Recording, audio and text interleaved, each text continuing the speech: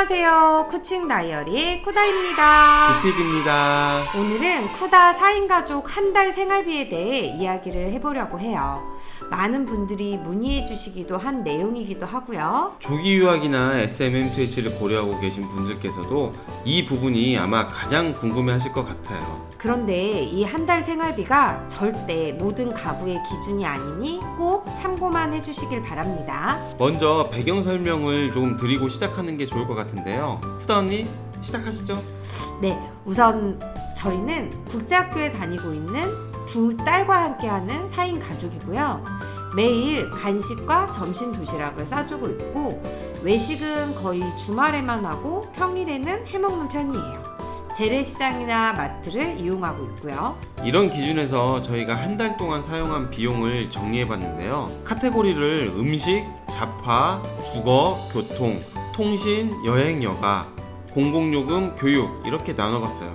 음식에는 커피, 빵과 같은 간식거리를 포함해서 마트에서 장을 보거나 외식하는 비용이 포함되어 있고요. 잡화는 옷이나 화장품, 아이들 학용품 같은 생활에 필요한 것들 중 식비를 제외한 것들을 포함되어 있어요. 주거는 집 렌트 비용이고요. 교통은 주유비와 쇼핑몰 주차비 등 차량에 소요되는 금액입니다.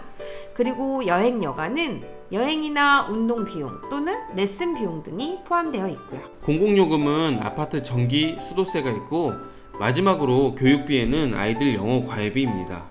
그럼 하나하나 차근차근 저희 생활비 내역을 디테일하게 공개해 볼게요. 빠밤! 먼저 음식입니다. 저희는 아이들 도시락을 싸고 있어요. 또한 집밥도 많이 해먹고 있고요. 외식은 주로 일주일에 평균 3~4회 정도 하는 것 같고 대부분 주말이나 정말 밥하기 싫은 때 그 정도고요. 한국에 있을 때 가계부를 따로 적지 않아서 몰랐는데 여기 와서 보니 대부분의 생활비가 음식 비용으로 나가고 있더라고요. 저 조금만 먹을까요? 네. 물론 구피디가 전체 음식의 반을 담당하고 있긴 하죠. 자, 그래서 음식으로 지출한 한 달 비용은 946,000원입니다.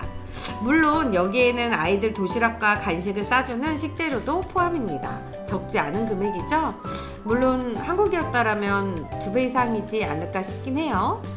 그렇죠. 회사에서 제 점심값만 하더라도 하루에 13,000원 정도였으니까 일주일이면 한 65,000원, 한 달이면 26만원이 넘는 금액이었네요. 아무튼 음식비는 이 정도 지출하고 있고요. 다음 항목은 잡화입니다. 잡화는 옷이나 아이들 장난감 또는 생활에 필요한 집기 구매와 관련된 것인데요.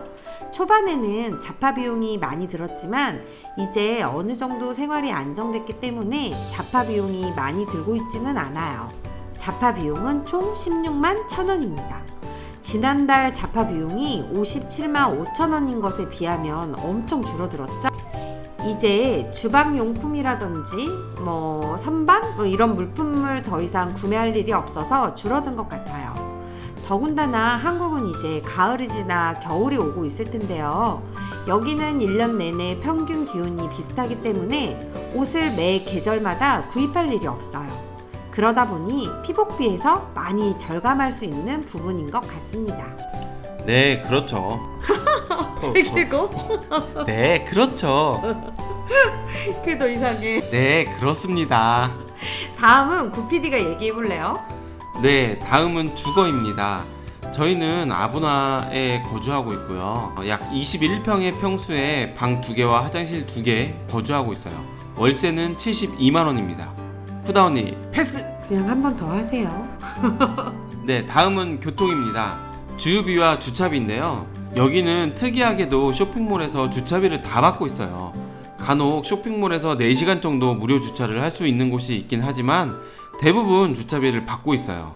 주차비는 보통 1시간에 1링깃 정도 하고요. 여튼 기름값도 1링깃으로 리터당 약 600원 정도이니 정말 부담 없죠? 정부가 기름값을 통제하고 있어서 어느 주유소에 가더라도 600원 선에서 크게 벗어나지 않아요. 그래서 교통비로 사용한 한 달 금액은 총 33,000원입니다. 짱이죠? 다음은 통신비입니다. 빠밤! 핸드폰 비용과 인터넷 비용이 포함되어 있는데요. 저희 같은 경우에는 외부에서 핸드폰 데이터를 많이 사용하고 있지 않아요. 영상을 보지 않으면 데이터 사용은 거의 없다 보니 저희는 거의 한 달에 한 5기가 미만으로 사용하는 것 같아요. 또 아이들은 로컬 휴대폰을 사용하고 있지 않으니 비용이 발생하지 않고 있고요.